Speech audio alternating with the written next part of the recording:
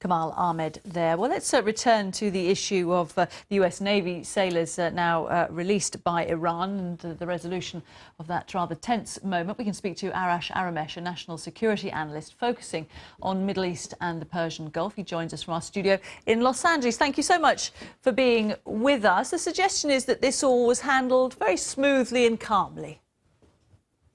You know, that was surprising, but apparently after 37 years of animosity between the United States and Iran, and sort of post the Iran nuclear deal, a direct channel that never existed before has now been opened. That's between John Kerry, the U.S. Secretary of State, and Javad Zarif, the Iranian foreign minister. For the first time, you see that instead of going through intermediaries, the Secretary of State here, John Kerry, can just pick up the phone and call his counterpart in Tehran and get information about the sailors, and also makes certain demands for their immediate release. And Zarif can make promises. A big concern here, though, in Washington or in on the West Coast, for that matter, was that how much can Javad Zarif actually deliver? He's the foreign minister. He is within the government of President Rouhani, and within the Iranian constitution and the Iranian system, the president, the foreign minister, the cabinet has absolutely no power whatsoever over the armed forces, especially over the IRGC. So the question was,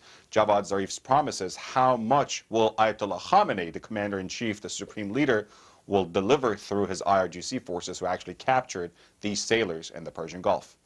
So do you feel that this has been a significant change to the way we've seen such tensions play out in the past? Indeed, if you remember, just in 2007, when a number of British Royal sailors and Marines were captured in similar waters, not just a few miles away from where the U.S. sailors were captured, there was a huge fanfare. I mean, they showcased these guys in a big display of humiliation and tried to make a big deal out of it and try to put them on some sort of an Iranian propaganda display. Former President Mahmoud Ahmadinejad took pictures with them. Eventually, they gave them all, these gray suits and sent them along their ways. And they said, they were very grateful for this hospitality. But again, it just didn't work out to Iran's advantage. It added to Iran's isolation. It just, Ahmadinejad and his crowd really played that hand badly. You see that today, though, not only is it clear that Kerry can call Zarif, but it's also clear that Zarif's hands, the moderate, so-called moderate government of Iran's hands in foreign policy matters, has also been enhanced since the Iran deal. It's no longer just Ayatollah Khamenei and the hardliners and the IRGC calling the shots. The moderate elements within the government who made the Iran deal possible can also exert some influence over foreign policy. But having said that, again, it is indisputable that by far in national security matters, foreign policy matters, and especially over military and security matters, it is Ayatollah Khamenei, the supreme leader, and the IRGC that call the shots. The government still plays a smaller role there.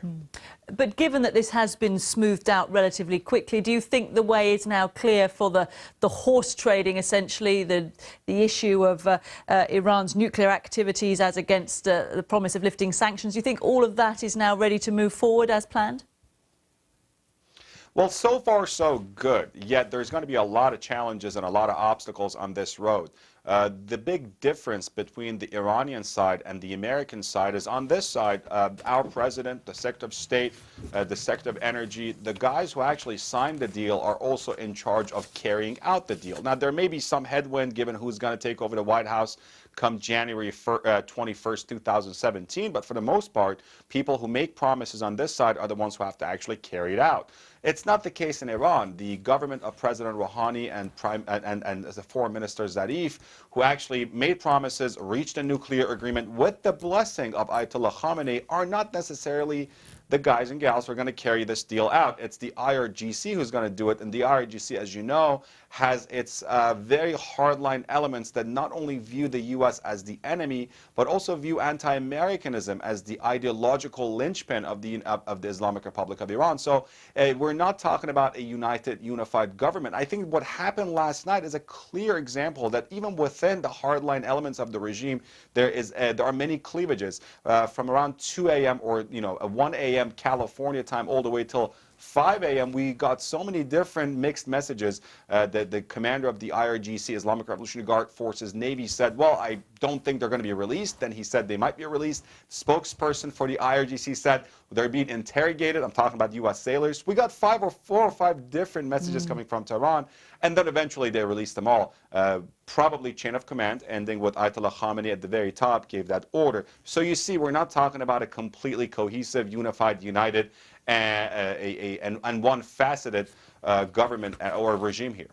Okay. Arash, very good to have your thoughts. Thank you. That's Arash Aramesh, National Security Analyst.